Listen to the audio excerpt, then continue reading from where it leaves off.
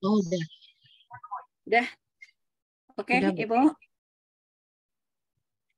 Sudah? Udah. Baiklah, Ibu Bapak semua yang hadir di room ini, kita akan mulai untuk webinar pada sore ini. Mohon maaf, mungkin nanti kalau kita dalam webinar ini dalam jangka sholat, jadi silahkan nanti Ibu Bapak silahkan untuk sholat, tapi jangan sampai semuanya bergantian, ya. Tak lama lagi waktu sholat kita masuk. Nah, untuk menghemat waktu, kita minta kepada narasumber kita untuk memberikan materi yang hebat pada malam ini, pada siang ini, yaitu tentang perencanaan pembelajaran. Kepada Ibu Asmah dipersilahkan dengan waktu yang disediakan. Baik, terima kasih Bu Moderator. Sebelumnya saya mengucapkan Assalamualaikum warahmatullahi wabarakatuh. Salam sehat dan bahagia ibu-ibu guru hebat semua di lingkungan 50 kota. Yang pertama-tama marilah kita panjatkan puji dan syukur kehadirat Allah Subhanahu wa taala yang mana pada hari ini kita telah dapat melaksanakan webinar di komunitas PAUD dan PKBM Kabupaten 50 Kota. Adapun tujuannya adalah untuk meningkatkan diskusi kita tentang proses belajar mengajar pada lingkungan pendidikan yang ada di 50 Kota. Saya mengucapkan terima kasih kepada Ibu Kasih GTK Dinas Pendidikan dan Kebudayaan Kabupaten 50 Kota yang telah memfasilitasi kita bersama untuk dapat diskusi di komunitas yang ada di PMM, khususnya komunitas PAUD dan PKBM Kabupaten 50 Kota. Seterusnya saya juga mengucapkan terima kasih kepada Ibu Riri yang telah memfasilitasi kita sebagai guru PAUD untuk dapat berbagi dalam merancang pembelajaran di PAUD Kabupaten 50 Kota. Selanjutnya, selawat bersalam kita untukkan kepada Nabi kita, yakni Nabi Muhammad SAW.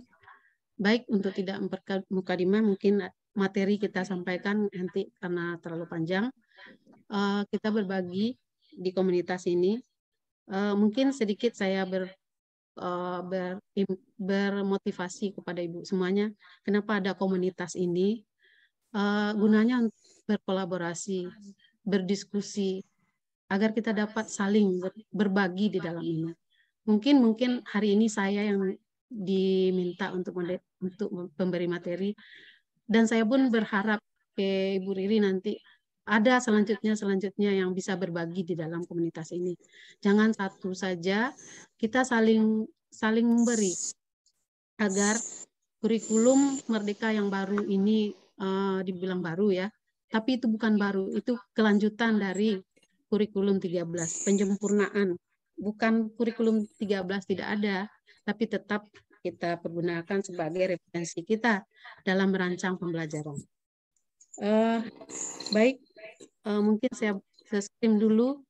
Saya coba berbagi. Bisa Bu Riri tampilkan?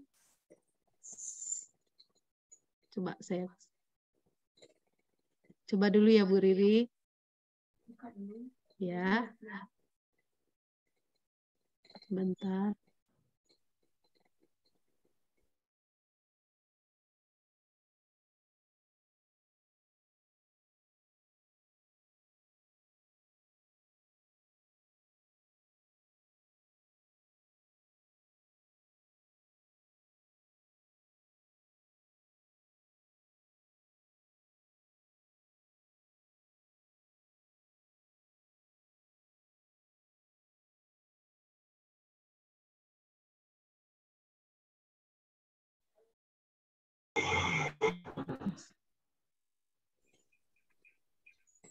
Sudah nampak Ibu-ibu? Jelas ya?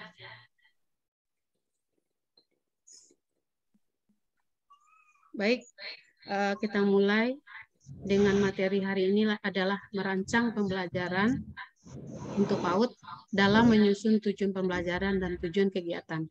Ini mungkin ada beberapa tingkatannya nanti. kita mulai aja. Untuk perkenalan, Ibu-ibu rasa Ibu udah kenal dengan saya semua ya. Ini harapan perkenalan kita dengan membacakan basmalah aja. Kita lanjut dulu ya. Yang pertama yaitu apa itu kurikulum operasional? Kurikulum operasional sekolah adalah kurikulum yang dikembangkan sendiri oleh satuan pendidikan dalam mengembangkan satuan PAUD. Dalam mengembangnya, satuan PAUD memiliki otonomi untuk menentukan kurikulum operasional sendiri dengan mempertimbangkan karakter kurikulum satuan PAUD, tetapi dengan tetap mengacu pada struktur minimum kurikulum yang ditetapkan pemerintah. Berarti kurikulum operasional dapat kita kembangkan sendiri sesuai dengan karakteristik dan potensi lingkungan kita. Namun tetap mengacu kepada struktur minimum kurikulum yang ditetapkan oleh pemerintah. Setiap satuan PAUD perlu merancang kurikulum operasional sekolah untuk mengantarkan setiap peserta didik yang ada di dalam satuan PAUD untuk sampai pada CP di akhir periode PAUD. Meskipun demikian, setiap satuan PAUD memiliki kemerdekaan untuk menentukan kurikulum operasional sekolahnya masing-masing berdasarkan visi misi lembaga, karakteristik lembaga, dan budaya setempat. Bisa kita lihat susunannya, kita bisa melihat dari tujuan pendidikan nasional, kemudian turun ke profil Pancasila. Nah, di sini kita bisa lihat dari 8 standar. Yang pertama, standar tingkat pencapaian perkembangan anak, itu kita melihat memantau deteksi tumbuh dan deteksi perkembangan anak. Mungkin ini kita lihat anaknya kita bawa umur berapa, tingkat berapa. Kemudian sarana prasarana. Ini suatu hal yang penting karena tanpa sarana prasarana kita tidak bisa memberikan motivasi atau pembelajaran yang menarik kepada anak-anak. Inilah gunanya nanti adanya BOP kita gunakan untuk kegiatan pembinaan sarana prasarana. Kemudian struktur pendidikan dan tenaga kependidikan ini juga menjadi suatu patokan ya. Pendidiknya sudah S1 apa belum? Kemudian tenaga pendidiknya gimana? Ini juga menjadi acuan karena dari 8 standar ini juga mengacu kepada nanti akreditasi sekolah. Akreditasi sekolah disambung lagi dengan misalnya apakah PAUD-nya berkualitas. Jadi penilaian PAUD berkualitas itu nanti di sini kita lihat di dalam akreditasi sekolah. Kemudian standar isi. Kalau standar isi ini bagaimana KOSP atau KTSP yang Ibu buat? Apa acuannya? Terus layanannya menurut usia kelompok berapa? Mungkin di sini kita sudah bisa merancang ya sampai di mana lembaga kita bisa menerapkan 8 standar ini. Kemudian standar proses, bagaimana perencanaannya, supervisinya, keterlibatan orang tua, apakah ada kita gunakan, kemudian komunikasi dengan orang tua, dan pertemuan-pertemuan aktivitas dengan orang tua. Lanjut, mungkin standar penilaian itu ada penilaiannya berbentuk apa, sampai nanti pembiayaan. Nah, antara kurikulum ini dengan tujuan pendidikan nasional dengan 8 standar pendidikan yang kita gunakan, cocok enggak? Sesuai enggak? Mungkin ini dapat dijadikan oleh asesor nanti untuk penilaian. Kemudian yang ditetapkan oleh pemerintah ada struktur kurikulumnya, ada CP-nya, ada prinsip pembelajaran dan asesmennya. Kemudian ditambah lagi guru mendapat buku panduan setiap CP. Itu sudah ada, bisa kita download ya. Kemudian apa tugas lembaga? Satuan pendidikan mengembangkan kurikulum operasional berdasarkan kerangka dan struktur kurikulum nasional karakteristik satuan pendidikan. Kemudian cocok enggak dengan visi misi satuan PAUD? Kemudian karakteristik peserta didiknya gimana? Konteks dan kebijakan lokalnya seperti apa? Kemudian kurikulum operasionalnya dibuat sendiri Nah, itu mungkin yang akan kita kerjakan nanti. Kita nanti berbagi di PKG atau selanjutnya di K3S atau di gugus ya. Jadi sudah bisa kita lihat. Baik, selanjutnya kita melihat prinsip pembelajaran pada PAUD. Setiap fase pembelajaran memiliki karakteristik khusus.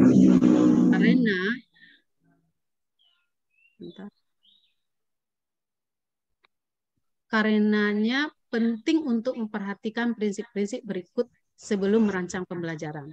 Pertama, pembelajaran dirancang dengan mempertimbangkan tahap perkembangan dan tingkat pencapaian peserta didik saat ini, sesuai kebutuhan belajar, serta mencerminkan karakteristik dan perkembangan yang beragam, sehingga pembelajaran menjadi bermakna dan menyenangkan. Kedua, pembelajaran dirancang dan dilaksanakan untuk membangun kapasitas untuk menjadi pembelajaran sepanjang hayat. Ketiga, proses pembelajaran mendukung perkembangan kompetensi dan karakteristik peserta didik secara holistik. Pembelajaran yang relevan yaitu pembelajaran yang dirancang sesuai dengan konteks lingkungan dan budaya peserta didik serta melibatkan orang tua dan masyarakat sebagai mitra lembaga pendidik. Kelima, pembelajaran berorientasi pada masa depan yang berkelanjutan. Ini prinsip pembelajaran yang ada pada PAUD. Terus bagaimana kita mengenal dan elemen CP yang ada di lembaga PAUD? Mengenal karakteristik dan elemen CP PAUD. CP disusun per fase, bukan per tahun. CP adalah capaian pada akhir fase fondasi atau TKB. Atau saat anak selesai pada jenjang PAUD. Dan bukan capaian yang ingin dicapai pada setiap jenjang PAUD. Rumusan CP ditulis dalam bentuk paragraf dengan bunyinya tertentu. Rumusan CP menanamkan kesatuan antara kemampuan kognitif, keterampilan belajar, serta disposisi atau sikap terkait ilmu pengetahuan yang dipelajari oleh peserta didik di lingkungan didik. Lingkungan capaian pembelajaran di PAUD mencakup 3 elemen stimulasi yang paling terintegrasi. Tiap elemen stimulasi mengeksplorasi aspek-aspek perkembangan secara utuh dan tidak terpisah. Ya, berarti ada 3 elemen CP yang harus kita kembangkan untuk mencapai fase di akhir PAUD. Pertama, ada fase, pertama mungkin, coba kita lihat yang kedua, karakteristik CP PAUD. Ketiga, elemen CP tersebut dicapai melalui serangkaian kegiatan bermain belajar. Karena bermain adalah fitrah anak usia dini. Bermain dan belajar merupakan kesatuan yang tidak terpisahkan. Melalui bermain, anak belajar untuk memahami dunia di sekitarnya. Oleh sebab itu, kegiatan pembelajaran anak usia dini haruslah melalui bermain. Kegiatan bermain tersebut haruslah dimiliki tujuan yang jelas, sehingga kegiatan tersebut menjadi bermakna dan dapat secara efektif menanamkan nilai agama budi pekerti, menguatkan jati diri anak sebagai bagian dari komunitasnya, serta menguatkan kemampuan literasi dan dasar-dasar sains teknologi rekayasa, matematika seni, sehingga anak memiliki fondasi yang lebih kuat untuk memahami dunia dan berkeinginan untuk terus mengembangkan potensinya. Capaian pembelajaran atau CP, jabaran capaian yang diharapkan terjadi pada seorang anak di akhir pembelajaran pada satuan PAUD. Ada 3 elemen CP, yaitu CP agama dan budi pekerti, CP jati diri, serta CP dasar-dasar literasi dan STEM. Elemen capaian pembelajaran PAUD, yang pertama sekali dapat kita lihat CP nilai agama dan budi pekerti. Yang agama dan budi pekerti ini ada 3. 1, anak mengenal dan mempraktekkan nilai dan kewajiban ajaran agamanya. Itu anak-anak langsung berhubungan dengan Allah, ciptaannya. Yang kedua, anak mengenal nilai-nilai ajaran agama yang berinteraksi dengan sesama dan alam, seperti tumbuh-tumbuhan, hewan, lingkungan hidup. Yang ketiga, anak mengenal keberagaman dan menunjukkan sikap menghargai agama dan kepercayaan orang lain. Jadi bagaimana dia berhubungan, melaksanakan kewajibannya terhadap Allah, bagaimana dia mengerjakannya.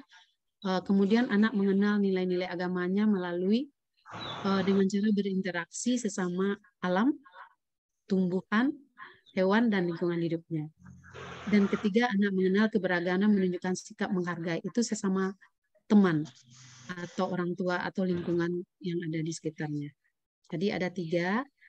Yang pertama, nilai agama dan budi pekerti. Dari nilai agama ini ada 3. Allah, lingkungan, dan sesama. Yang kedua, elemen capaian pembelajaran yaitu elemen jati diri. Jati diri ini juga nanti ada elemen-elemennya. Yang pertama ada anak memiliki sikap positif dan berpartisipasi aktif dalam menjaga kebersihan, kesehatan. Berarti bagaimana dia menjaga supaya tubuhnya sehat, makanannya, olahraganya, dan keselamatan dirinya. Anak dapat mengenal dan mengelola, mengekspresikan emosi diri, serta membangun hubungan sosial secara sehat. Berarti dia bagaimana dia mengenal, mengekspresikan emosinya ya. Kemudian yang ketiga, anak menunjukkan perasaan bangga terhadap identitas keluarganya, latar belakang budayanya dan jati dirinya sebagai anak Indonesia yang berlandaskan Pancasila. Yang ketiga, elemen capaian pembelajaran yaitu dasar-dasar literasi, matematika, sains, teknologi, rekayasa, dan seni. Ada 8 yang akan kita kembangkan nanti menjadi untuk memilih tujuan pembelajaran dan tujuan kegiatan nanti. Pertama, anak menunjukkan kemampuan mengenal dan memahami berbagai informasi seperti gambar, tanda, simbol, dan cerita. Anak mampu mengkomunikasikan pikiran dan perasaan secara lisan, tulisan, menggunakan berbagai media, serta membangun percakapan. Ketiga, anak menunjukkan minat dan partisipasi dalam kegiatan pra-membaca. 4, anak menunjukkan rasa ingin tahu melalui observasi, eksplorasi, dan eksperimen. Anak mengenal dan mengembangkan sikap peduli dan tanggung jawab dalam memelihara alam lingkungan fisik dan sosial. Keenam, anak menunjukkan kemampuan awal menggunakan dan merancang teknologi secara aman dan bertanggung jawab. 7, anak menunjukkan kemampuan dasar berpikir, kritis, kreatif, dan kolaboratif. Kedelapan, anak dapat mengenal dan melihat hubungan antara pola, simbol, dan data, serta dapat menggunakan untuk memecahkan masalah di dalam kehidupan sehari-hari. Anak mengeksplor berbagai proses seni, mengekspresikan serta mengapresiasikan karya seninya. Nah, dari 3 CP ini ibu-ibu mungkin sudah membayangkan. Dulu, kurikulum 13 kita mengenal KIKD. KI 1 itu agamanya, KI 2 sikap laku, KI 3 pengetahuan, sikap yang KI 4 keterampilan. Nanti kalau KI 1 digabung dengan KI 2 itu sama diambil ya. Seperti itu kira-kira. Jadi kurikulum 13 itu penyempurnaannya kurikulum merdeka ini. Agak lebih merdeka kita memilih, anak memilih itu yang mungkin yang agak merubah sedikit. Tapi dari CP yang ini tetap juga masuk, ada sikap perilakunya, ada agamanya, ada keterampilannya. Seperti yang sudah dibagi di dalam ini. Nilai-nilai agama, jati diri, dan dasar-dasar literasi, matematik, sains, teknologi, rekayasa, dan seni. Jadi nanti kita bisa bertanya jawab ya ibu-ibu ya. Kita lanjut. Menerjemahkan capaian pembelajaran. Ada beberapa tahapan untuk menerjemahkan CP ke dalam kurikulum operasional sekolah. Sebagai berikut. Pertama, kita menentukan tujuan pembelajaran. Menentukan tujuan pembelajaran untuk tiga elemen CP mengacu pada capaian pembelajaran dengan mempertimbangkan visi misi satuan PAUD, profil pelajar, karakteristik peserta didik, serta karakteristik lokal budaya setempat. Tujuan pembelajaran dapat berbeda-beda antara satu satuan PAUD dengan satuan lainnya, bahkan yang berdekatan. Jadi walaupun kita berdekatan atau satu kecamatan itu bisa berbeda-beda yang kita angkat sesuai dengan situasi dan kondisi sekolah kita. Tujuan pembelajaran, tujuan yang ditetapkan sebuah satuan PAUD dalam kurikulum operasional sekolah yang merupakan hasil penerjemahan dari CP. Pendidik dan satuan pendidik dapat menggunakan berbagai strategi pendekatan untuk menyusun tujuan pembelajaran dan tujuan kegiatan. Yang harus diperhatikan tujuan pembelajaran harus memenuhi kriteria-kriteria di bawah ini. Tujuan pembelajaran itu terdiri dari dua, ada kompetensi, ada konten. Yang kompetensi itu kemampuan mencakup sikap, pengetahuan, dan keterampilan yang dapat didemonstrasikan peserta didik. Berarti ini ada kemampuan gimana, contoh dalam nilai-nilai agamanya, bagaimana dia berhubungan dengan Allah dengan cara sholat, membaca Iqra. Itu kompetensi untuk mengembangkan CP-CP yang telah diturunkan. Kemudian konten. Ilmu pengetahuannya apa di dalam? Apa yang konsep utama yang kita tanamkan? Mungkin gerakannya, bacaannya, lafaznya, bagaimana beruduknya. Seperti itu yang kita berikan kepada anak-anak kita. Menentukan topik pembelajaran. Nah, di sini kadang-kadang kita guru agak-agak sulit mencari apa ya untuk topik hari ini yang akan kita kembangkan. Di sini kita menentukan topik pembelajaran itu, meskipun guru telah menyiapkan topik pembelajaran dalam rancangan pembelajaran harian atau mingguan, guru tetap dapat melibatkan anak dalam menentukan topik. Hal ini bertujuan untuk mengakomodasi minat, ide, dan kebutuhan dan suara anak. Selain tetap dapat mencapai tujuan pembelajaran ditetapkan, perubahan topik dengan mengakomodasikan minat dan ide anak justru menjadikan pembelajaran yang lebih bermakna untuk mereka. Guru perlu menentukan alat dan cara mengajar yang akan digunakan seperti buku cerita, video, dan ilustrasi gambar. Hal itu akan membantu guru dan anak untuk menyusun topik atau tema yang akan dipelajari anak, disajikan guru dalam aktivitas pembelajaran. Ada beberapa hal yang harus diperhatikan saat menentukan topik. Pertama, topik pembelajaran harus relevan dalam arti yang sesuai konteks, lingkungan, dan budaya peserta didik. Berorientasi pada masa depan, artinya topik-topik pembelajaran diangkat pada peka terhadap isu yang sedang terjadi di komunitas nasional atau global, sehingga kegiatan pembelajaran dapat memantik anak memahami sebab akibat dan bagaimana dirinya mengambil peran dalam isu itu. Kemudian topik pembelajaran, tema yang menjadi payung untuk mengintegrasikan seluruh konsep dan muatan pembelajaran melalui ragam kegiatan dalam mencapai tujuan kegiatan dan tujuan pembelajaran yang diharapkan. Mari kita amati. Mungkin kita lanjut dulu atau ada yang bertanya dulu, Bu? Gimana, Bu? Kita lanjut. Lanjut aja dulu, Bu. Nanti kita kumpul pertanyaan.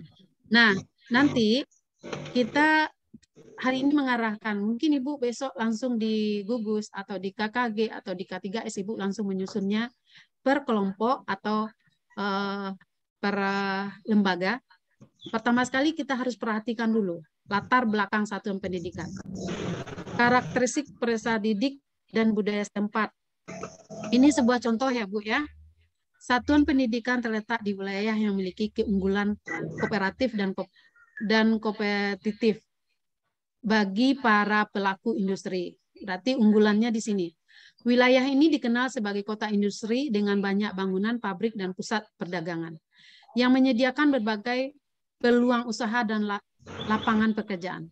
Sebagai lembaga pendidik yang berada di kawasan industri, satuan pendidik memiliki kekhasan berupa peserta didik yang berasal dari berbagai etnis, budaya, dan agama, di mana masyarakat saling menghormati dan bertoleransi terhadap keragaman tersebut. Keberadaan kawasan industri menimbulkan permasalahan lingkungan seperti polusi udara, eksploitasi terhadap air, tanah, serta alih fungsi lahan menjadi coupling industri dan pergudangan. Satuan pendidikan mendapat dukungan dana untuk menunjang operasional pendidikan dan pemenuhan sarana dan prasarana yang bersumber dari swadaya orang tua siswa dan bantuan dari pelaku industri di lingkungan sekolah. Nah, karakteristiknya nampak jelas di sini industri. Di sana kita bisa MOU ya bersama industri tersebut, bisa kita minta bantuan selain bantuan operasional yang sudah dapat dari BOP yang sudah dapat dari pemerintah. Nah, baru kita mulai menyusun visi. membentuk anak yang ceria, toleran, peduli lingkungan, cinta tanah air, dan berwawasan global. Kenapa dia ceria, toleran? Karena di sana banyak polusi ya, gangguannya. Nanti gimana guru memberikan keceriaan kepada anak supaya anak tidak mendapat penyakit? Itu visi kita dulu.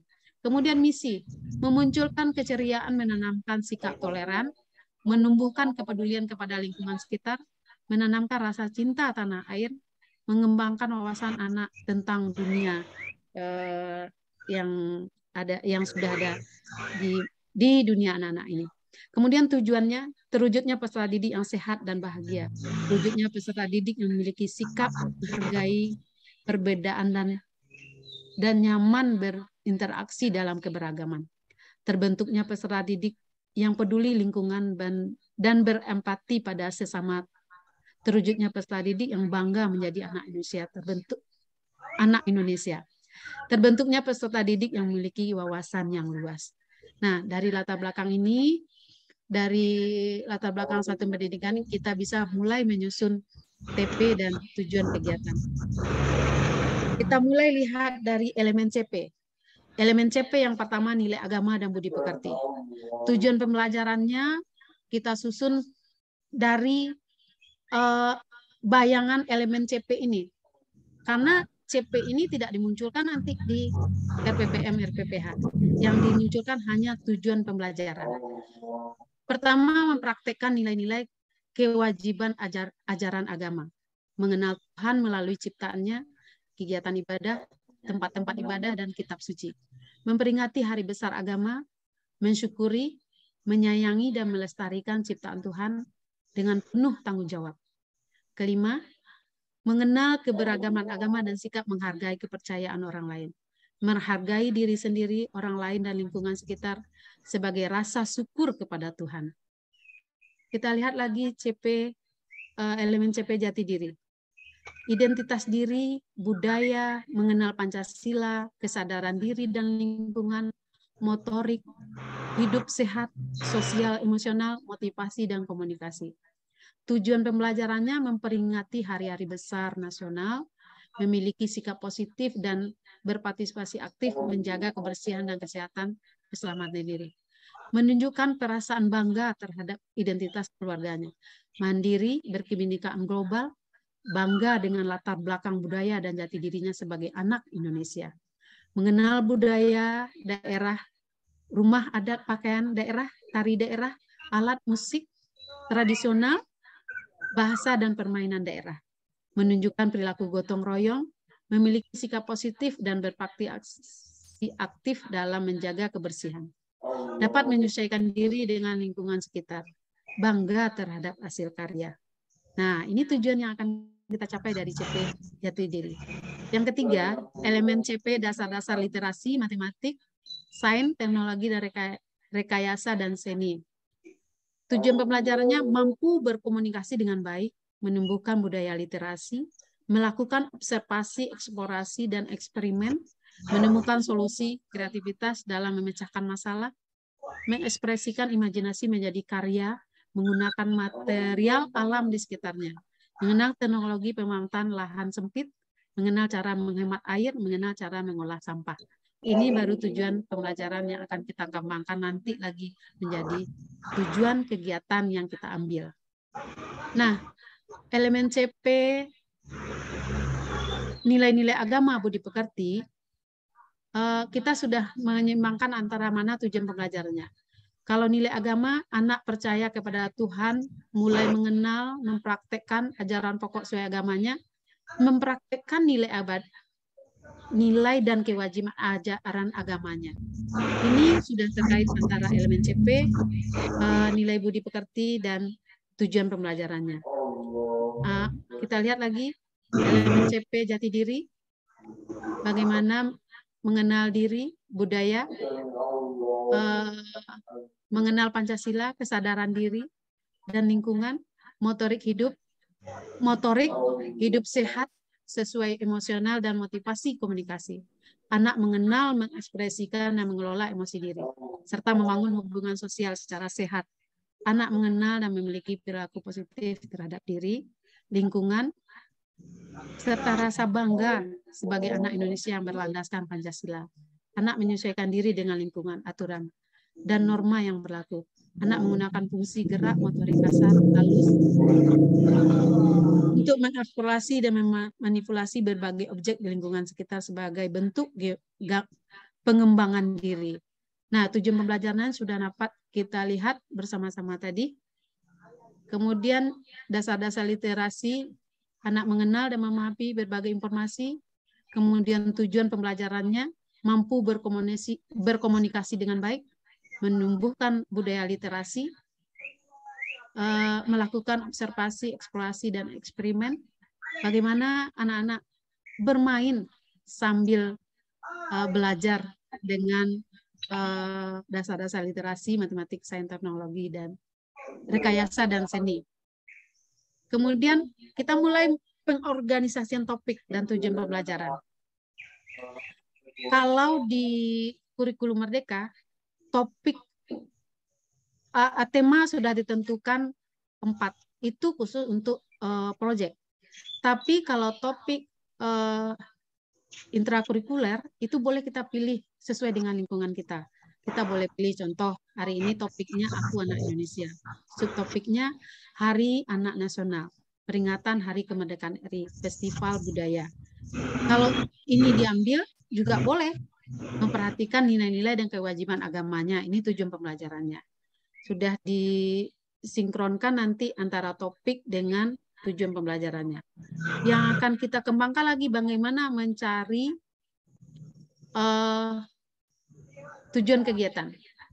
Nah, menyusun rencana pelaksanaan pembelajaran yang berisi tujuan kegiatan.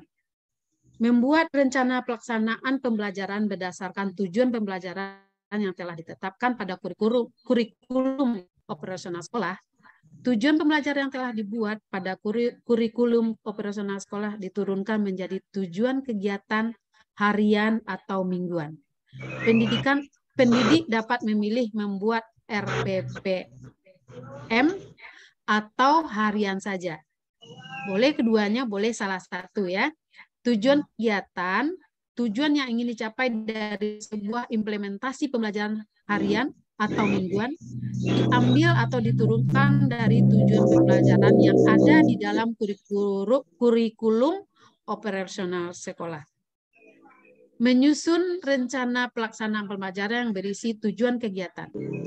Pilihan membuat perencanaan dalam harian atau mingguan disesuaikan dengan situasi dan kebutuhan kelas. Rencana mingguan atau rencana harian harus sederhana, dapat dipertanggungjawabkan. Dan pendidik memiliki waktu lebih banyak untuk mendampingi proses bermain belajar peserta didik. Tujuan kegiatan dalam rancangan mingguan atau harian selain mengacu pada tujuan pembelajaran, pada dokumen kurikulum operasional sekolah juga bisa bersumber dari hasil pengamatan guru, pada minat dan kebutuhan. Nah, di sini dapat kita lihat CP atau capaian pembelajaran merupakan capaian tidak dimunculkan dalam rancangan pembelajaran harian atau mingguan. Tujuan pembelajaran merupakan terjemahan dari CP, termuat dalam kurikulum operasional sekolah.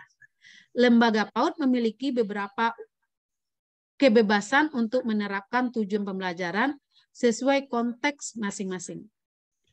Kalau tujuan kegiatan dibuat oleh guru dan digunakan dalam rancangan pembelajaran harian atau mingguan, menjadi tujuan kegiatan harian mingguan tersebut diturunkan dari tujuan pembelajaran yang ada dalam kurikulum. Nah, ini mungkin sedikit keterkaitan ya antara profil Pancasila, standar pendidikan nasional, capaian pembelajaran, perilaku yang diharapkan, tujuan pembelajaran, tujuan kegiatan, kemudian merancang kegiatan bagaimana. Nah, kegiatan pembelajarannya bagaimana, terus bagaimana penilaiannya. Terakhir nanti laporannya seperti apa. Diskusi dengan orang tua dulu. asesmennya nanti laporannya panduan nanti akan kita berikan. Masih ada. Nah, merancang kegiatan. Kalau saya lihat di PAUD, terutama di 50 kota, itu sudah banyak peningkatan dalam kegiatan. Sudah banyak bermain, sudah banyak menggunakan, tidak lagi menggunakan buku, kertas, seperti apanya, sudah banyak yang dibawa ke lingkungan. Karena pemerintah sekarang sangat meningkatkan PAUD berkualitas. Meningkatkan PAUD berkualitas itu pertama sekali bagaimana kualitas proses pembelajarannya. Bagaimana bermitra dengan orang tua. Memiliki tata kelola dengan baik. Apanya? Dapodiknya sudah bagus enggak? Karena semuanya sekarang Bu sudah terpantau di Dapodik. Gurunya sudah mungkin terakhir ya, sudah memasukkan semua sertifikat yang dimiliki oleh peserta pendidik ke dalam Dapodik. Ada lagi tadi saya lihat bahwa kita guru ya, guru, kepala sekolah, pengawas tidak lagi menyusun dupa. Itu sudah ada nampak keluar, tapi itu belum pasti. Saya melihat tadi ada yang dikirim. Itu tergantung mungkin melihat kinerja kita. Bagaimana kita membuat laporan yang selama ini kita buat. Jadi ada 4 prioritas yang akan dipacu oleh pemerintah. Pertama sekali, pelaksanaan perencanaan berbasis data, program PSP, program sekolah penggerak, kurikulum merekanya, kemudian terakhir pencepatan penurunan angka stunting bagi anak-anak didik kita. Nah, itu mungkin sedikit gambaran tentang cara membuat atau menyusun kegiatan harian dan mingguan. Untuk selanjutnya kita bisa berbagi nanti di gugus, di PKG atau K3S. Terima kasih. Mungkin itu yang dapat saya sampaikan pada hari ini. Semoga bermanfaat bagi kita semua. Kalau ada pertanyaan, ada mungkin salah, mungkin ada usul, karena komunitas ini tempat kita berbagi, kita berdiskusi. Kalau dapat ya Bu Riri, setiap hari ada webinar seperti ini, tapi bergantian kita. Terutama ada pengawas-pengawas kita hari ini yang selalu memotivasi guru agar memperbaiki diri. Mulailah dari diri sendiri. Karena kurikulum itu berubah sesuai dengan kebutuhan anak didik kita. Berubah sesuai dengan zamannya. Mampu beradaptasi dengan literasi digital dalam proses perkembangannya. Dengan teknologi memudahkan siswa atau anak kita atau guru dalam mencari dan menggali, mengeksplorasi ilmu pengetahuan yang ada. Jadi kita tidak bisa berselengah atau biar saja, tidak bisa lagi. Kita harus bagaimana komit dari dalam diri sendiri. Saya aja sendiri Bu, kemarin baru ditunjuk menjadi narasumber di sini. 3 hari sudah apa yang mau diberikan, takutnya gitu. Tapi karena merasa saya harus bisa berbagi di sini. Untuk semua ya Bu, bukan saya aja. Semuanya kita bisa berbagi di sini. Cuma itu Bu, ibu-ibu, kalau ada salah dan kilaf saya mohon maaf.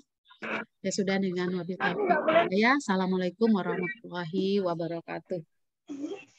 Waalaikumsalam warahmatullahi wabarakatuh. Terima kasih Ibu narasumber yang telah memberikan materi kepada kita yang ini merupakan materi yang sangat-sangat perlu sekali bagi kita. Lebih-lebih nanti kurikulum Merdeka ini tahun 2024 ini semuanya sudah memiliki, itu sudah disampaikan di dalam Dirjen kemarin ini ya di kementerian. Jadi marilah kita bersama-sama Ibu Bapak kalau ada saling siap diri gitu ya. Baiklah, terima kasih Bu Asma. Kita buka penanya ya untuk silakan raise hand bagi Bebo yang bertanya.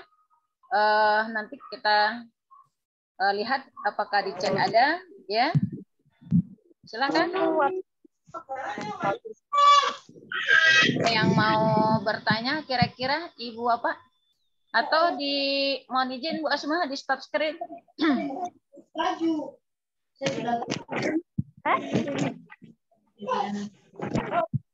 Gimana Bu Rat? Di stop screen-nya.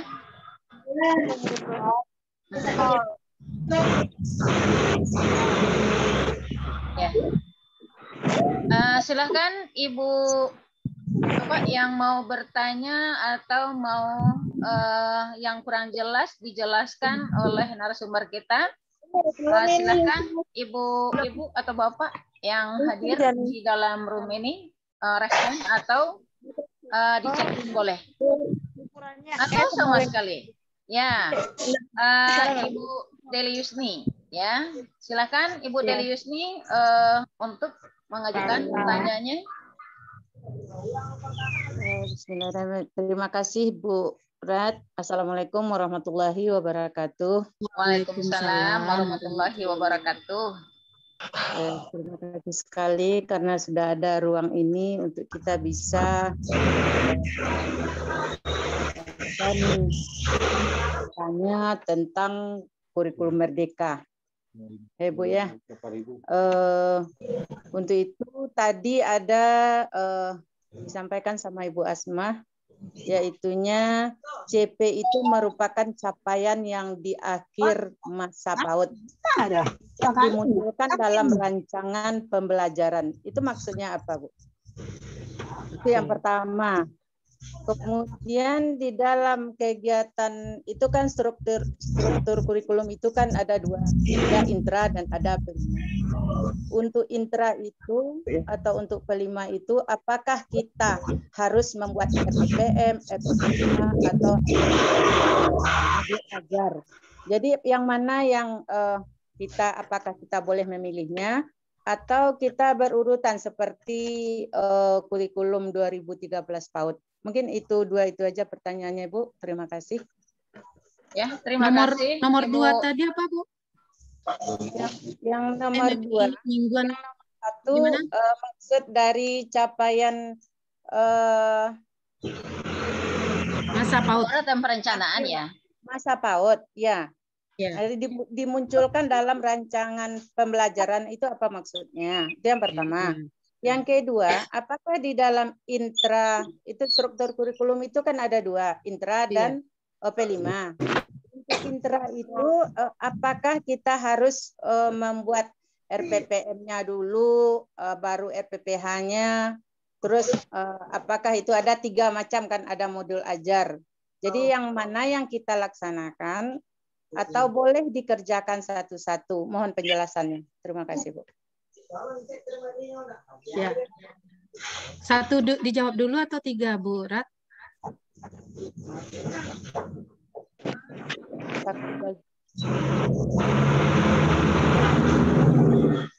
Halo, Ibu moderator.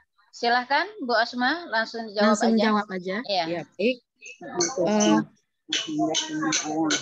Mungkin kita ulang lagi yang tadi. CP itu tidak dimunculkan dalam RPPM, tapi gambarannya sudah ada di TP, tujuan pembelajaran. CP tidak dibuat per tahun, tapi dibuat per PASE. Nah, kita harus kenal dulu. PASE pembelajaran di kurikulum Merdeka, pembelajaran itu ada PASE. PASE pondasi itu khusus untuk PAUD. Kalau PASE A, B, C, D, E, F, G itu khusus untuk SD, SMP, SMA. Nah, kalau PAUD, PASE-nya itu per tahun. Ini contoh, CP1 tadi nilai-nilai agama. Nilai-nilai agama di akhir PASE, dia udah mau masuk SD nih, Bu. Apakah sudah tercapai tujuannya tadi? Tapi merancangnya tidak setahun. Bisa 1 semester, misalnya semester 1. Apa yang Ibu lakukan kegiatan untuk mencapai CP tersebut?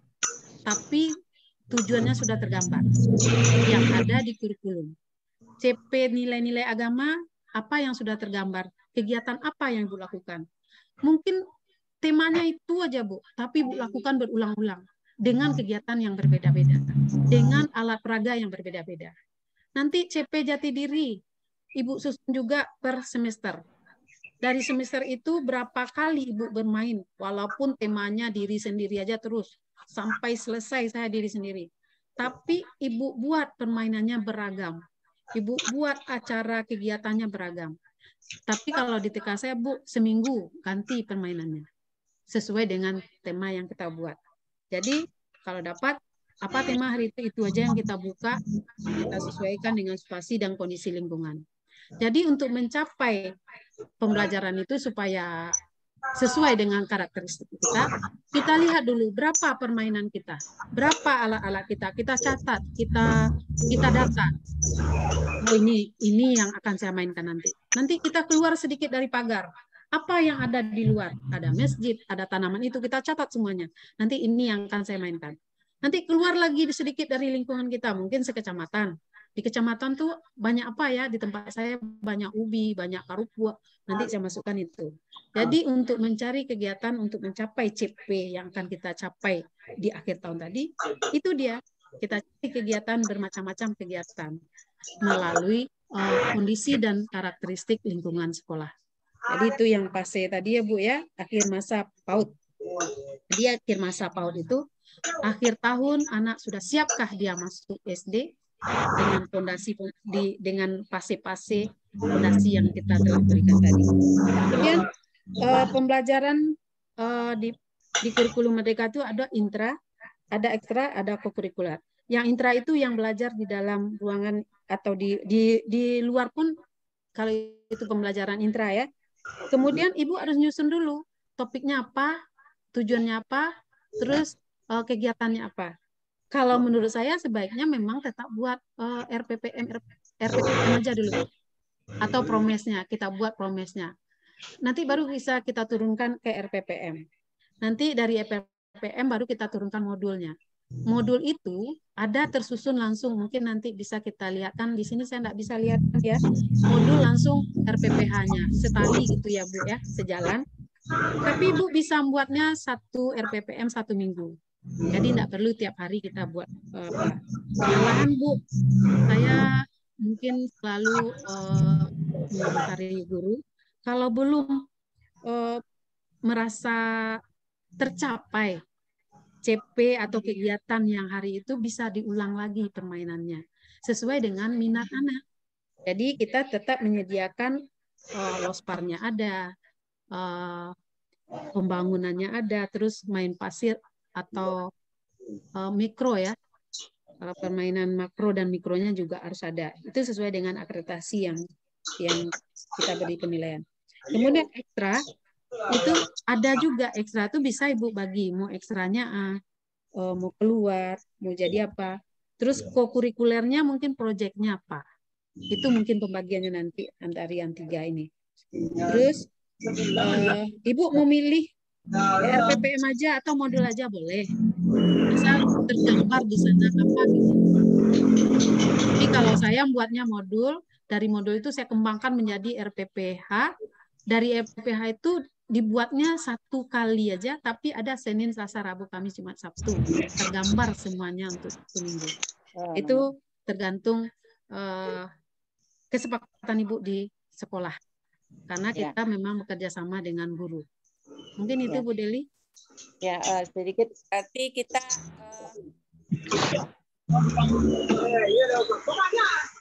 Berarti kita Bu Asmah, berarti kita kalau misalnya kita sudah membuat modul ajar, kalau tidak kita buat semesternya, apanya lagi, enggak apa-apa.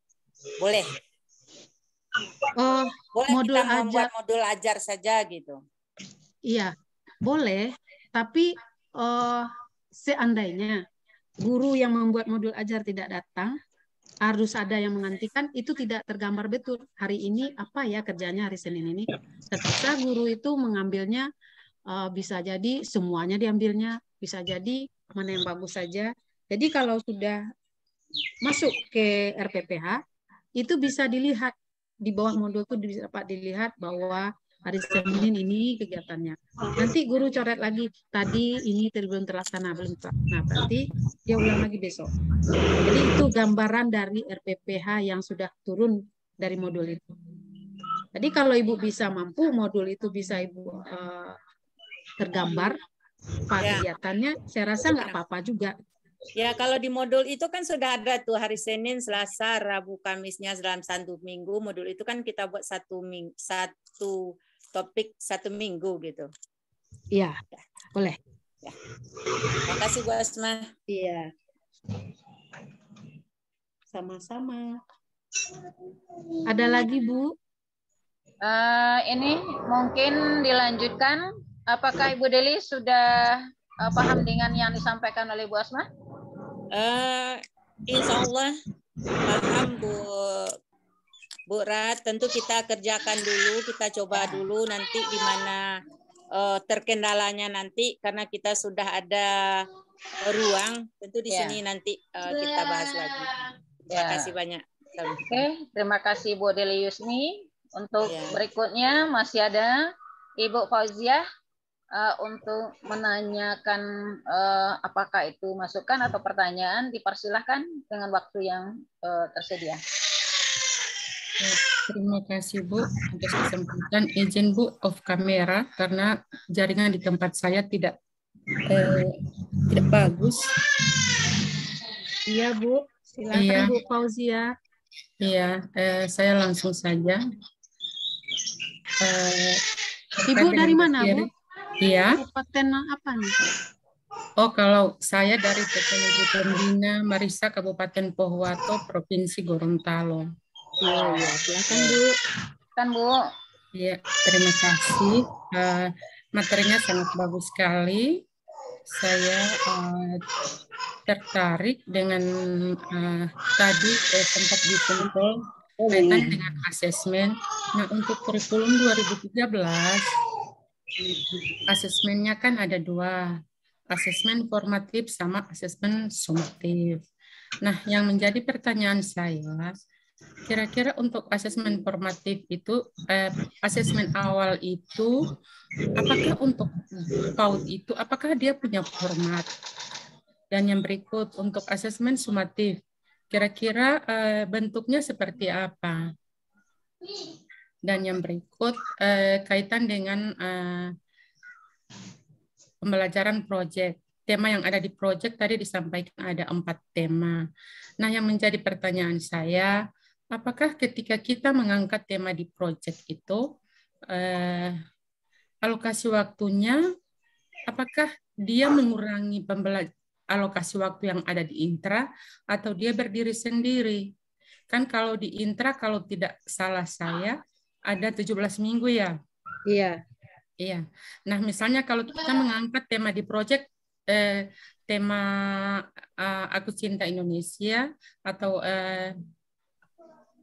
tema kreativitasku, misalnya kita mengangkat 1 minggu, atau Aku Sayang Bumi 1 minggu. Nah, apakah tema di proyek yang 1 minggu yang kita angkat itu mengurangi yang 17 minggu tadi, atau dia jadi 18 minggu semua? Iya, terima kasih. Terima kasih. Itu pertanyaan saya, Bu. Oke. Terima kasih Bu Fauziah. Silakan langsung Ibu Asma untuk menjawabnya. Oke. Terima kasih Bu Fauziah yang telah ikut diskusi di dalam forum komunitas ini ya. Saya kembali ke asesmen otentik ya. Kalau S-learning itu proses pembelajaran di saat kita menilai proses. Kemudian ada kata Bu Fauziah tadi formatif, itu saat PBM. Nah, itu ada apanya, ada penilaiannya, bentuknya ada seperti hasil karya, unjuk kerja, terus anekdot, terus foto berseri, 3 enggak salah itu untuk asesmennya Bu ya, yang formatif, yang PBM. Dan begitu saja. Tapi kalau asesmen diagnostik itu di awal, gimana Ibu akan memberi pembelajaran, ibu nilai dulu anak ini bakatnya kemana. Kalau menurut saya, kalau kita hitung-hitung bakat anak kadang-kadang berubah-ubah ya kalau PAUD. Jadi PAUD itu saya rasa mood-mood. Dia kalau mood mewarnai ya mewarnai yang disukainya. Nah, tugas guru lah yang menciptakan alat dan permainan yang menarik bagi anak. Kalau tidak menarik dia nggak mau, Bu. Gimana kita bilang bahwa dia itu bakatnya ke seni, bakatnya ke bahasa gitu. Jadi semuanya tergantung gurunya. Kalau saya 9 kecerdasan anak, kalau kita pandai mampu itu bisa angkat ya. Kalau diagnostik. Kalau formatif itu memang ya saat proses itu banyak kita menilai. Jadi ada nilainya anekdot, ada hasil karya, terus ada foto berseri. Itu kita observasi. Jadi itu memang ada apanya. Yang diminta tadi apanya ya, bentuk format nilainya. Mungkin nanti bisa saya berikan. Kemudian kalau mengenai intra, dia pembelajaran itu tetap per semester. Jadi yang 17 minggu itu termasuk proyek. Nah, proyek itu bisa Ibu ambil 3 hari, seminggu, mau atau 2 minggu, itu tergantung Ibu cara mengolah proyeknya, apakah terlalu lama atau terlalu berat. Cuma di saat kita melaksanakan intra, misalnya sudah jalan 5 minggu atau 10 minggu, saya mau proyek lagi, berarti intra harus di stop dulu. Jadi kita masuk proyek. Tetap walaupun dia proyek, walaupun dia intra, tetap minggunya 17 minggu. Jadi mungkin harinya ada ya yang dia waktu mulai anak sekolah Juli, Agustus, kiranya Agustus itu dia bisa ngambil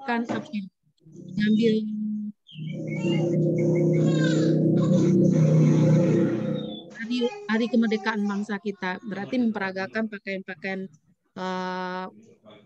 bangsa kita. Jadi itu diambilnya bulan Agustus, dia langsung proyek 2 hari atau sehari atau 3 hari.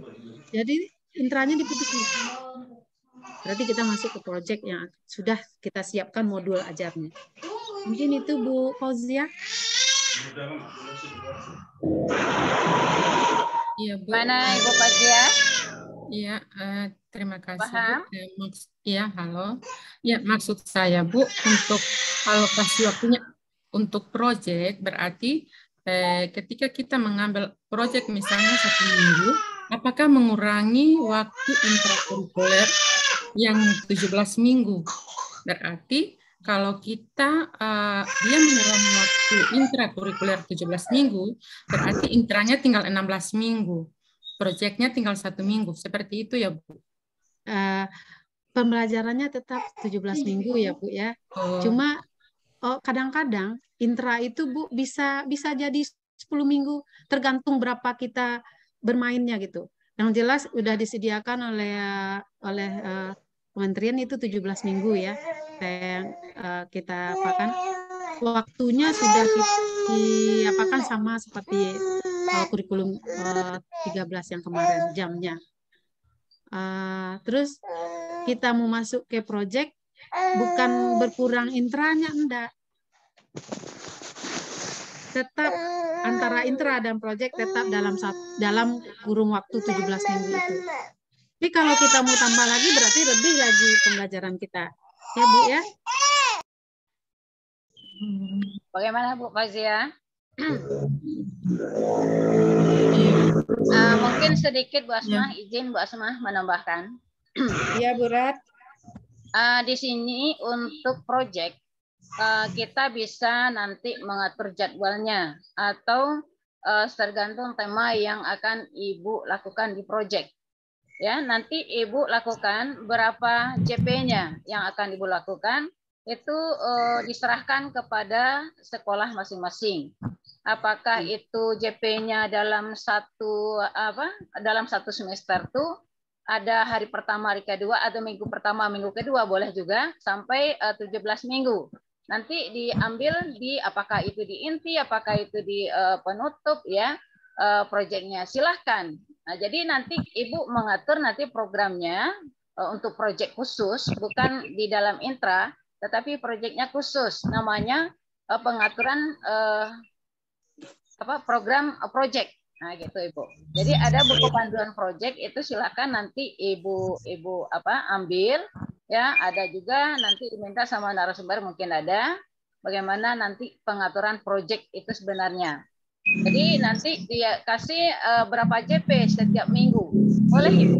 Atau 2 JP tergantung nanti tema, kedalaman tema atau keluasan tema yang akan Ibu kembangkan di proyek. Nah, itu kira-kira tambahannya Ibu-ibu. Kalau nanti Ibu Bapak mau mungkin sama Bu narasumber ada.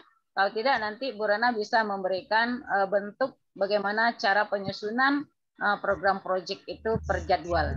Nah, jadi ada nanti. Misalnya ini JP, nanti diuraikan jadwalnya Ibu. Khusus untuk itu namanya proyek ya, untuk proyek. Nah, jadi itu kira-kira tambahannya Ibu Fauziah. Bagaimana kira-kira?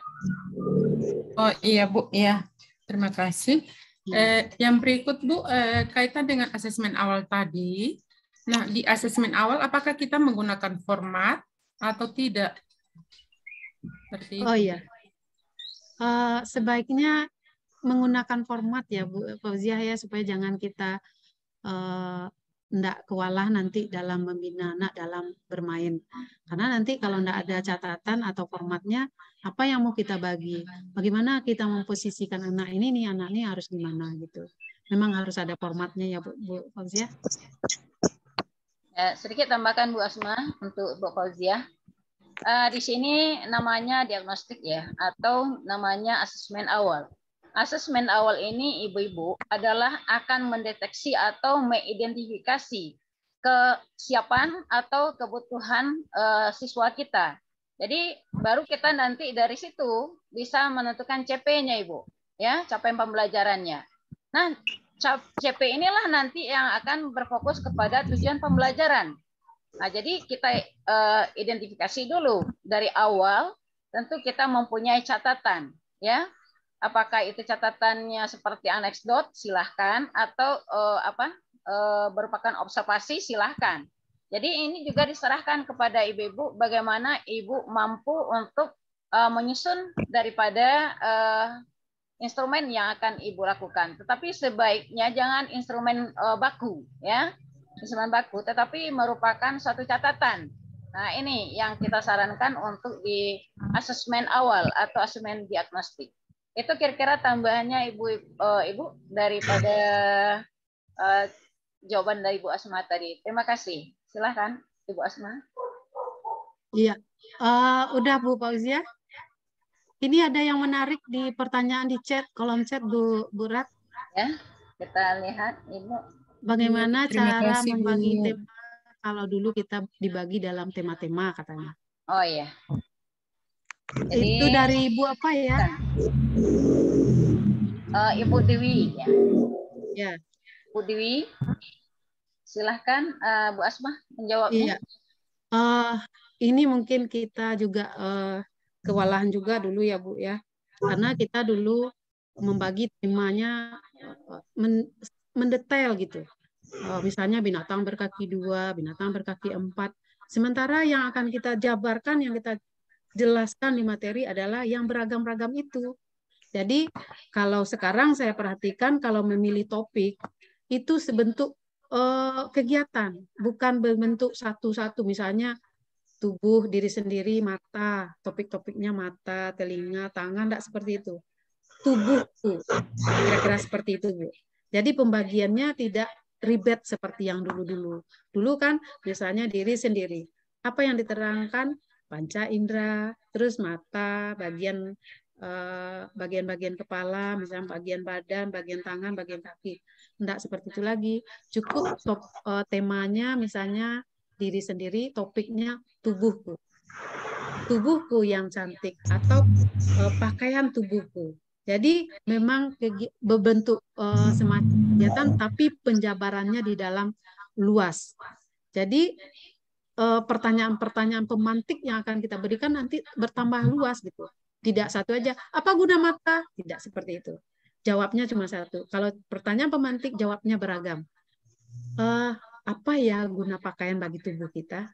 Nah, untuk cantik, untuk berhias, untuk menutup aurat, banyak yang bisa dipertanyakan. Seperti itulah kira-kira kita dalam memilih tema-tema untuk kurikulum merdeka. Walaupun satu aja, diri sendiri, sampai nanti semester 2 habis. Tapi di diri sendiri itu bagaimana Ibu menjabarkannya menjadi apa kebutuhan tubuh, bagaimana cara merawat tubuh, itu sudah terjabar di dalam semuanya. Itu kira-kira Bu Dewi? Bu Dewi ya. Gimana Bu Dewi? Terima kasih Bu. Maksud saya dalam silakan. pembagian satu semester itu kan kita dalam 17 minggu ya. Misalnya kalau satu tema itu capaiannya kita lakukan berapa pertemuan gitu loh. Misalnya diri sendiri itu berapa pertemuan, berapa ini itu masih bingung membaginya gitu loh Bu. Iya. Gimana ya?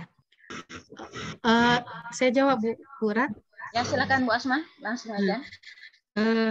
Kita tidak berpikir lagi seperti apa yang kemarin masih diri ya. Ibu berpikir ke karakteristik lingkungan Ibu. Ya. Bukan ke diri sendiri berapa minggu ya harus kita bagi. Enggak seperti itu. Jadi kebutuhannya di sekolah Ibu misalnya anaknya lingkungannya pertanian saja. Berarti Ibu cukup membuat lingkungan sekolahku. Nanti di sana beragam yang akan Ibu kembangkan menjadi sub-sub tema atau sub-sub topik yang akan Ibu kembangkan untuk semester 1. Jadi Ibu cukup satu aja, lingkunganku. Itu udah beragam tuh. Misalnya lingkungan sekolahku, lingkungan keluargaku, bagaimana memelihara lingkunganku, itu bisa kita jabarkan. Tapi Ibu harus lihat dulu karakteristik sekolah Ibu. Seperti yang saya jelaskan tadi, lingkungannya gimana? Apanya gimana gitu. Jadi kita enggak seperti kemarin lagi, diri sendiri, harus gini. Walaupun Ibu memperkenalkan lingkungan Ibu tetap memperhatikan lingkungan sekolah atau lingkungan di sekolah, otomatis Ibu akan menjelaskan tentang siapa saja yang ada di sekolah. Jadi anak-anak itu adanya diriku itu adanya nanti di penjabaran materi, bukan topik. Jadi cukup Ibu ambil misalnya tema lingkunganku. Nanti penjabarannya apa saja yang Ibu kembangkan. Jadi inilah tugas guru, mencari tema-tema atau topik yang bisa mencapai CP yang 3 tersebut. Gimana caranya, kegiatannya seperti apa? Seperti itu Ibu. Karena nanti diri, bagi lagi diri, panca indera bagi diri, panca indera lagi. Kita enggak berpikir ke situ lagi gitu Bu. Kita berpikirnya ke lingkungan sekolah, karakteristik sekolah. Karena kita membuat KOSP tadi sesuai dengan karakteristik sekolah dan lingkungan sekolah. Bagaimana Bu Dwi? Gimana Bu Dwi? Apakah sudah jelas?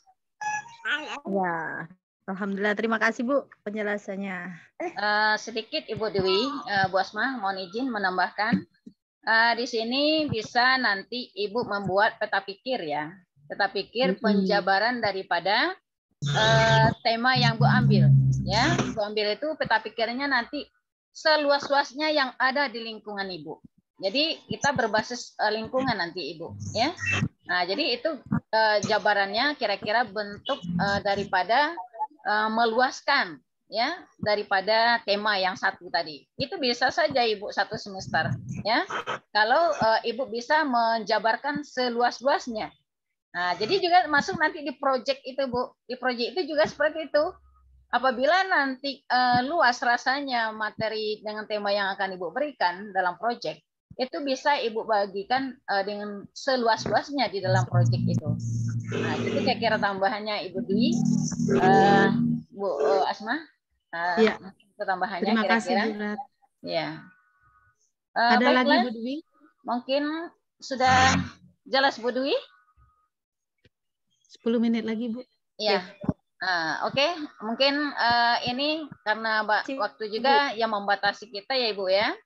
Saya mungkin untuk pertanyaan nanti bagi ibu-ibu yang tidak dapat ditanggap ya pertanyaannya karena waktu kita yang terbatas, silahkan nanti di grup saja ibu tulis dan nanti dijawab oleh narasumber kita.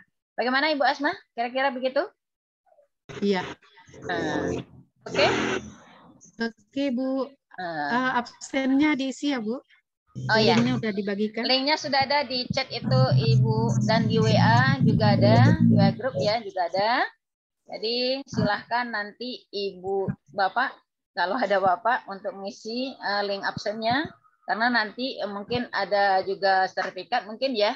Nah, jadi mungkin itu yang bisa kita dapatkan materi pada sore ini.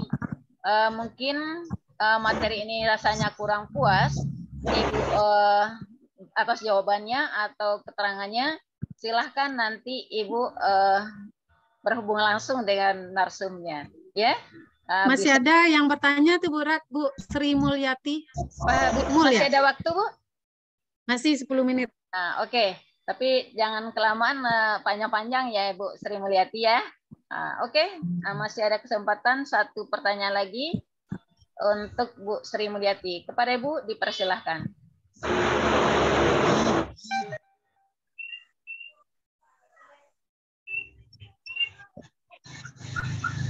Masih di Amit itu Bu Emul?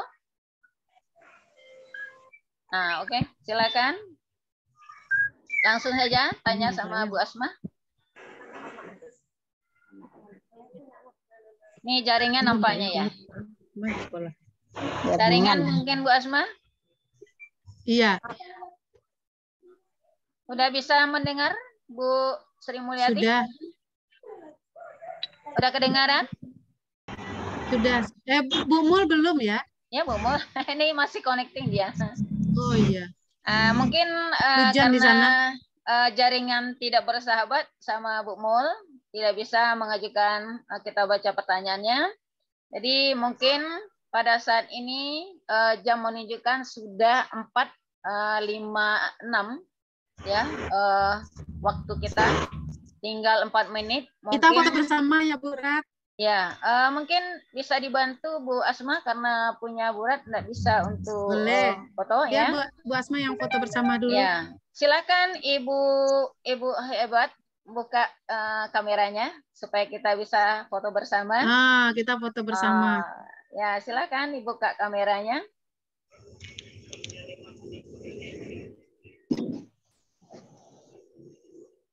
Ya, ini nampak wajah-wajahnya Bu Asma. Yang cantik-cantik.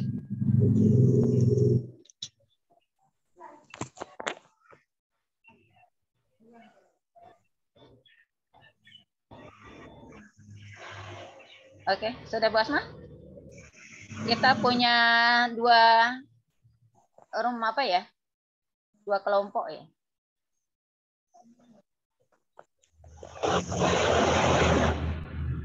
Nanti di-share di dalam WA aja.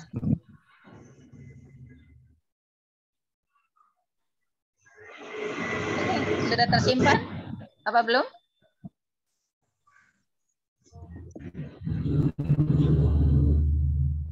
Halo Bu Asma, dengar Bu Ratna?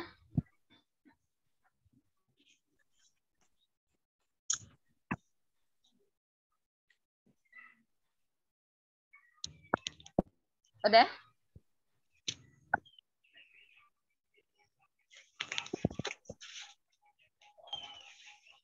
Sudah Bu Asma? Oke.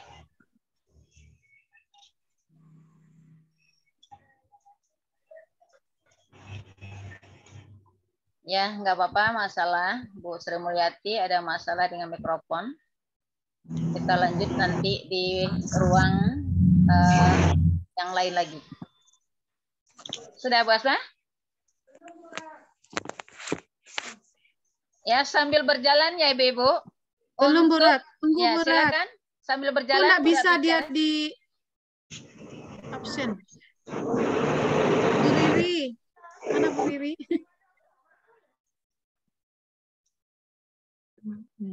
Ini masih hidup ini belum? Rekornya. Enggak. Ya Bu, silakan Bu. Maaf Bu, tadi. Di foto bersama tuh Bu. Hostnya kan sama itu, sama Bu Rat Bu. Sama Bu Rat. Bisa Bu Rat. Karena nggak bisa Pak di laptop ini fotonya. Bu foto aja lah dengan laptop ya, HP ya. Iya, dengan HP aja Bu Rat. Ya, dengan HP aja. Mohon izin ya. Kok nggak kelihatan ya? Nah, kita foto dengan HP aja. Bisa nampak semuanya Bu Rat? 2 ruang Bu. 2 ruang ya, baru ruang pertama. Oke. Gaya bebas Bu. Tuh, gaya bebas. Oke. Untuk ini masih ada yang tertutup ya. Silakan di room yang berikutnya. Masih ada yang tertutup, buka kamera Ibu. Nanti kelihatan cantik-cantiknya. Ini masih ada ya. Halo? Halo. Masih ada yang tertutup kameranya Ibu. Ayo silakan. Halo, lagi. Ya. Oke. Ernawati SPD, Febriani Utami masih nulis, masih terbuka. Ayo tertutup lagi. Ramadhani, Siti Fatimah, Heri masih tertutup. Halo, masih banyak tertutup. Mungkin jaringan ya. Ibu Eviarni ini jaringannya nampaknya masih goyang-goyang. Iya. Di absen Bu. Oke. 1, 2, 3. Gaya bebas. Halo. Ya. Sudah? Terima kasih Bu Rat. Hanya tidak beraktif. Oke, Ibu, kita pada sore ini mungkin sudah larut ya. Tapi ini merupakan materi yang sangat bagus sekali untuk persiapan perencanaan pembelajaran bagi ibu-ibu kita yang hebat, lebih-lebih untuk guru penggerak dan sekolah penggerak. Ya, nah ini kurikulum mereka sudah dilaksanakan oleh sekolah penggerak dan guru penggerak. Kalau itu sudah sanggup, ya, tidak paksaan Bu, ya. Jadi di sini juga ibu-ibu guru hebat, ya. Tanggal 3 juga ada webinar tentang implementasi kurikulum merdeka melalui pembelajaran berdefiniasi Jitu. Silahkan Ibu Bapak melihat di M-nya, ya. Kita berbagi juga narasumbernya, mungkin bisa Ibu Bapak lihat di sana, ya. Nah, baik, jadi siap untuk mengikuti. Bersemangat gitu, ya. Oke, mungkin itu yang bisa kita sampaikan pada sore ini.